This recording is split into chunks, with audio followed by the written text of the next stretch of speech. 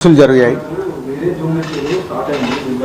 So ఈ సర్చ్లో విచిత్రం ఏంటంటే మీడియా వాళ్ళందరూ ఛానల్స్లో కానీ సోషల్ మీడియాలో కానీ నేను సెలబ్రిటీని కాబట్టి ఎన్నో సర్చ్లు జరుగుతున్నా సో నా న్యూసే మీకు క్యూరియాసిటీ ఉంది కాబట్టి మీడియాకి కానీ మీ మీడియా ద్వారా సొసైటీకి కానీ సో దానికి మీరు ఎంత ఫోకస్ చేస్తున్నారో 4 రోజుల నుంచి మీడియా ద్వారా చూస్తూనే ఉన్నాం.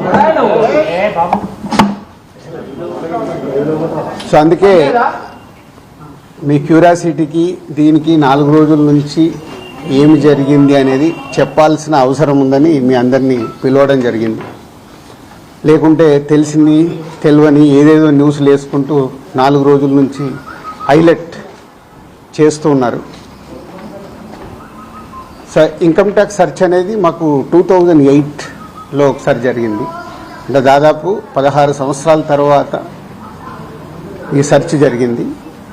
మధ్యలో 3 times సర్వేస్ ఉన్నాయి. సర్వేస్ అంటే అకౌంట్ ఆఫ్ బుక్స్ అనేది చూస్తారు. సో ఈ సెర్చ్ అనేది ప్రాసెస్, వ్యాపారాలు చేస్తున్నప్పుడు ఇన్కమ్ ట్యాక్స్ చేయాల్సిన ప్రాసెస్. అలాగే మా మీద కానీ అదర్ వేరే ప్రొడక్షన్ హౌజెస్ మీద కానీ ఫైనాన్సర్స్ మీద కానీ నిన్న సెర్చెస్ అన్నీ ఉన్నాయి. పోతే మా దగ్గరకు వస్తే మా కుటుంబం మీద ఏదైతే ఆఫీసు ప్లేస్ ఉందో ఆఫీస్ దగ్గర ఈ సెర్చ్లు జరిగాయి.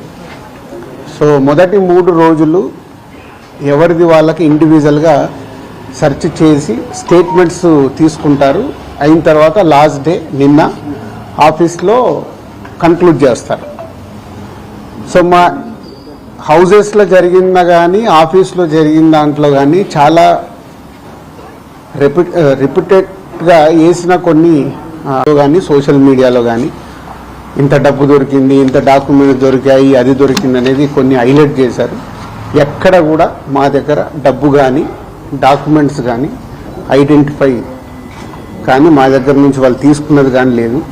నా దగ్గర ఒక 5 lakhs, మా శిరీష్ గారి దగ్గర ఒక 4.5 lakhs, అలాగే మా డాటర్ ఇంట్లో 6 lakhs, ఆఫీస్లో 2.5 lakhs, మొత్తం బిలో 20 lakhs మా అందరి దగ్గర కలిపి బిలో 20 lakhs ఉంది. అలా ప్రతి ఒక్కటి ఇట్లా వాళ్ళు ఇన్కమ్ ట్యాక్స్ ఏమేమి చూశారనేది ఇలా వాళ్ళది అయిన తర్వాత పంచనామా చేసిస్తారు. సో క్యాష్ రూపంలో అది. అలాగే 5 సంవత్సరాల నుంచి మేము ఎక్కడ ప్రాపర్టీస్ కానీ వేరే దాంట్లో ఇన్వెస్ట్మెంట్ చేయడం కానీ ఎక్కడ ఏమీ జరగలేదు. అది కూడా డిపార్ట్మెంట్కు టోటల్గా అందరి దగ్గరికి వెళ్ళి క్లియరెన్స్ చేసుకున్నారు. ఇది క్లీన్, ఎక్కడ డాక్యుమెంట్స్ కానీ అలాంటివి ఎక్కడేం లేవు. అలాగే బిజినెస్ దాంట్లో ప్రొడక్షను, డిస్ట్రిబ్యూషను, థియేటర్ సైడ్ ఉన్నాం కాబట్టి వాళ్ళకి అన్నీ డీటెయిల్గా కావాలి. డీటెయిల్ అంటే ప్రొడక్షన్ ఎలా జరుగుద్ది, ప్రొడక్షన్లో 24 క్రాఫ్ట్స్ ఉంటాయి. ఆ 24 క్రాఫ్ట్స్లో లావాదేవీలు ఎలా ఉంటాయి ఒక్కొక్క సినిమాకి. సో ఆ డీటెయిల్స్ అన్నీ వాళ్ళు తీసుకోవడం జరిగింది. అలాగే డిస్ట్రిబ్యూషన్ సైడ్ ఎలా ఉంటుంది, ఎగ్జిబిషన్ సైడు ఎలా ఉంటుంది అనేది వాళ్ళన్ని డీటెయిల్స్ అడుగుతూ అందరి దగ్గర తీసుకొని ఫైనల్గా నా దగ్గర నిన్న ఇవన్నిటిని ఎవరెవరు ఏమేమి స్టేట్మెంట్లు ఇచ్చారు, ఏముంది అనేది ఫైనల్ నాతో నిన్న కన్క్లూడ్ చేశారు. డిపార్ట్మెంటే ఆశ్చర్యపోయింది. అంటే ఇంత దిల్రాజు గారిని మేము ఏదో ఎక్స్పెక్ట్ చేసాం, అలా ఉంటుంది ఇలా ఉంటుందని సెర్చ్ జరిగేటప్పుడు దే ఆర్ వెరీ హ్యాపీ. వాళ్ళకు మాకు జరిగిన కోఆపరేషన్లో కానీ దాంట్లో కానీ they are very happy department. ఫర్దర్గా ఆడిటర్స్ డిపార్ట్మెంట్ ఉన్నదాని మీద వాళ్ళు క్లారిటీ చేసుకుంటారు.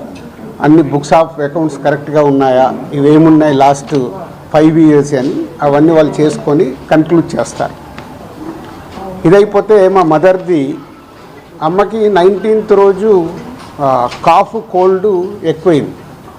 19th అయిన తర్వాత ఇంట్లో వెళ్ళేసి ట్రీట్మెంట్ తీసుకొని వచ్చి ఇంట్లో ఉన్నారు. సడన్గా కాఫ్ ఎక్కువ అవుతే ఇమీడియట్లీ హాస్పిటల్కి పంపించాం. దానికి ఎవరో కొందరు హార్ట్ అటాక్ అని ఇంకేదో అయిందని రకరకాల న్యూస్లు క్యారీ చేస్తారు. She very fine. జస్ట్ 2 రోజులు షీఈ్ 81 ఏజ్. 2 రోజులు హాస్పిటల్లో ఉండి ఇప్పుడు డిశ్చార్జ్ అయ్యి వస్తున్నారు. She very normal. Lungs infection కొంచెం పెరగడం వల్లే కాఫ్ వచ్చింది, దానికి ట్రీట్మెంట్ తీసుకొని వస్తున్నారు. సో దయచేసి నేను మీడియా వారిని 4 రోజులు జరిగింది కానీ ఇది కానీ మీకు తెలిసిందో తెలియందో హైలైట్ చేసుకుంటే వేయకండి. నేను ఎప్పుడు రిక్వెస్ట్ చేస్తుంటాను. అంటే ఇప్పుడు నా మీద మీకు ఎంత క్యూరియాసిటీ ఉంటుందో ఒక సెలబ్రిటీగా, అలాగే చాలామందికి అది ఉంటుంది. తప్పుడు న్యూస్ వెళ్ళినప్పుడు అక్కడ వాళ్ళకి ఇటు మాకు తెలిసిన కుటుంబాలు కానీ ఇష్టపడే వాళ్ళు కానీ తప్పు న్యూస్లు వెళ్తాయి. దయచేసి మళ్ళీ నేను ఎప్పుడు చెప్పేదే మళ్ళీ చెప్తున్నాను, తప్పుడు న్యూస్ని బయటికి తీసుకెళ్ళకండి. ఓకే, ఎందుకు చేస్తారయ్యా? ఒక్క 4వ రోజు నాది కాదు కదా, మైత్రిలో జరిగింది, అభిషేక్ మీద జరిగింది, ఇలా అందరి మీద. ఇది ఇండస్ట్రీకి సంబంధించి ఎందుకు టార్గెట్ చేస్తారు? ఇన్కమ్ ట్యాక్స్ అనేది ఇస్ ఎ ప్రాసెస్, ఇదేమి ఇల్లీగల్ కాదు. ఇన్కమ్ ట్యాక్స్ అనేది ప్రతి ఒక్కరికి, మీరు కూడా టీడీఎస్లు కడతారుగా, ఎందుకు కడతారు? అస్సలు తప్పు. ఇవే అంటున్నా, రాంగ్ న్యూస్లు మీ ఇష్టంకి వచ్చినాయి అనేసుకొని వేయడం ఎందుకు? అభిషేక్ అగర్వాల్ కూడా ఉన్నాడుగా, మైత్రి కూడా ఉందిగా, వాళ్ళకు ఉన్నదాని మీద 18 ఇయర్స్ అయింది. మా మీద సెర్చ్ జరిగి 18 ఇయర్స్, ఏమో 2 ఇయర్స్ కాలేదు, 3 ఇయర్స్ కాలేదు. అంటే ఆఫ్టర్ 18 ఇయర్స్ చేసే వాళ్ళు ప్రొసీజర్, ఇన్కమ్ ట్యాక్స్ ప్రొసీజర్లోనే జరిగింది, ఎక్కడ ఏమీ లేదు. అనవసరమైన ఎక్కడ మీరు ఊహించేసుకొని హైలైట్లు చేయదు. ఓకే,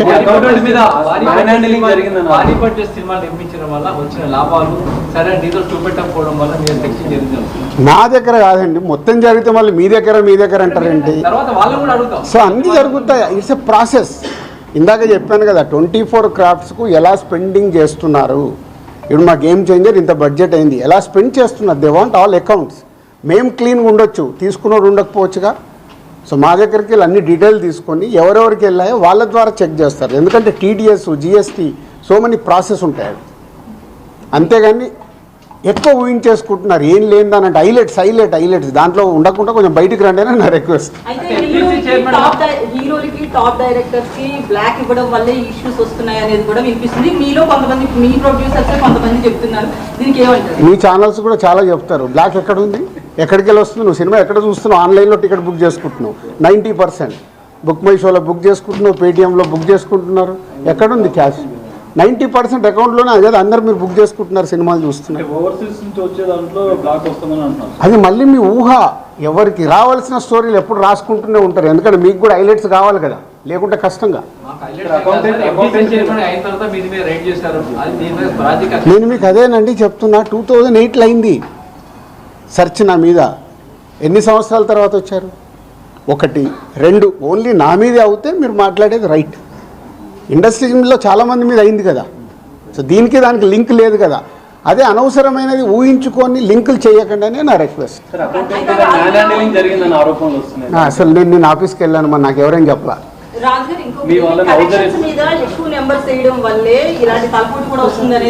అది మొత్తం ఇండస్ట్రీ అంతా కలిపి మాట్లాడతాం, అది నేను ఇండివిజువల్గా మాట్లాడకూడదు. అలాంటి ఏదైనా ఉంటే కరెక్ట్ చేయాల్సిందే, ఇండస్ట్రీ తరఫున కరెక్ట్ చేయాలి. 22 నుంచి మీరు ఐటీ ఫైల్స్ చేశారా సార్? ఎవ్రీ ఇయర్ ఉంటుంది. 22 నుంచి అంటే ఎవ్రీ ఇయర్ ఉంటుంది.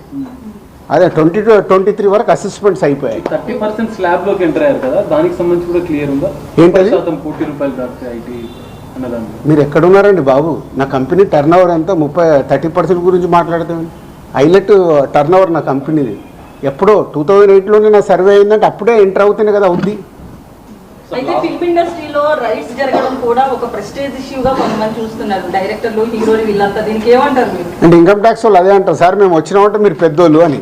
సో మీ మీద కూడా చేయించుకోరు, మీరు ఫాస్ట్గా పెద్దోళ్ళు అవుతారు. సార్ మీ సిబ్బందిని కూడా హౌస్ అరెస్ట్ చేశారన్న అది న్యాచురల్. అంటే హౌస్ అరెస్ట్ అంటే ఇప్పుడు నేనున్నాను 3 రోజులు, మేము వీడియోలు తీస్తున్నాం, నేను ఎక్కడికైనా వాకింగ్ చేస్తాను, బయటికి వెళ్ళనివ్వరు.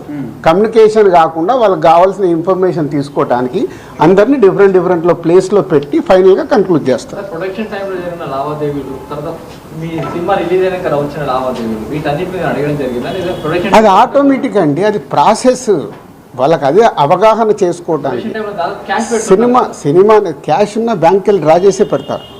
సో వాళ్ళకి డౌట్స్ ఉంటాయి. డౌట్స్ ఉన్నప్పుడు క్లారిఫై చేయాల్సిన రెస్పాన్సిబిలిటీ మాదే కదా.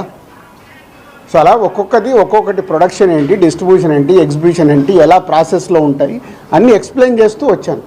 మీ దగ్గర 5 lakhs రూపీస్ అని అన్నారు, శిరీష్ గారి దగ్గర 4.5, at the same time Hanshitha గారి ఇంట్లో 6.5 lakhs.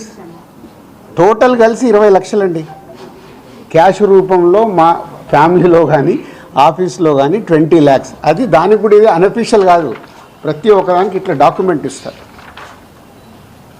ఇది 5,50,000 సరే గోల్డ్ దొరకలేదు. గోల్డ్ ఉంటుంది. ఏ లిమిట్లో ఉండాలో ఆ గోల్డ్ కూడా ఉంది అందరిది. యాజ్ పర్ రూల్ ప్రకారం ఎవరి దగ్గర ఎంత ఉండాలో అంతే ఉంది. అంత మెయింటైన్ చేశారు సార్. మెయింటైన్ అంటే మేము రెస్పాన్సిబుల్ పర్సన్ కదా, ఏది మేము తప్పులో ఉండకూడదుగా. అంటే రైట్స్ జరగడం కూడా మీరు ఎంత క్లియర్గా ఉన్నారనేది తెలుస్తుంది కదా. ఇగో నా వైఫ్ 77 లక్షలు. సో ప్రతి ఒక్కటి ఇట్లా ఇస్తారు వాళ్ళు డాక్యుమెంట్, పంచనామా చేసి ఇచ్చేసి వెళ్తారు. అందరికి క్లీన్గా ఉన్నాయి. అయితే ఎన్ఆర్ఐ నుంచి పొలిటీషియన్స్ నుంచి కొంత బ్లాక్ మనీ రావడం, దాన్ని ఎక్కువగా ఫిల్మ్ ఇండస్ట్రీలో పెట్టడం ఇలాంటివి జరుగుతాయి అంటారు కదా, దీని గురించి నాకు ఇప్పే రాదు, నేను తీసుకుంటా. మరి తక్కువ ఇంట్రెస్ట్లో ఎక్కువ ఇంట్రెస్ట్లు కడుతున్నాను నేను. సంక్రాంతికి వస్తున్న సినిమా మీద ఏపీ హైకోర్టులో ఒక పిటిషన్ అవన్నీ జరుగుతూనే ఉంటాయి. ఎంతసేపు నెగిటివ్ పాజిటివ్ మాట్లాడు, అవన్నీ ప్రాసెస్లో జరుగుతుంటాయి. ఎందుకు వేశారు, ఏది ఆగదుగా, ప్రాసెస్ అది జరుగుతుంటుంది. ఓకే, ఏం చెప్పాలి, అయిపోయింది, మొత్తం తీసుకున్నారు. థర్డ్ రోజు వచ్చి కలవమన్నారు. ఈ లోపల చెక్ చేసుకుంటారు, ఆడిటర్ వెళ్ళి మాట్లాడతాడు. థర్డ్ రోజు వెళ్ళి నేను కలుస్తాను. నెక్స్ట్ అయిపోయింది చెప్పినా మొన్నే 2025 స్టార్ట్ అని. సంక్రాంతి వస్తున్నాం, స్టార్ట్ అయింది కదా. ఎలా సూపర్ హిట్లు కొట్టాలనేది మన పని, అదే మొదలు పెడతాం.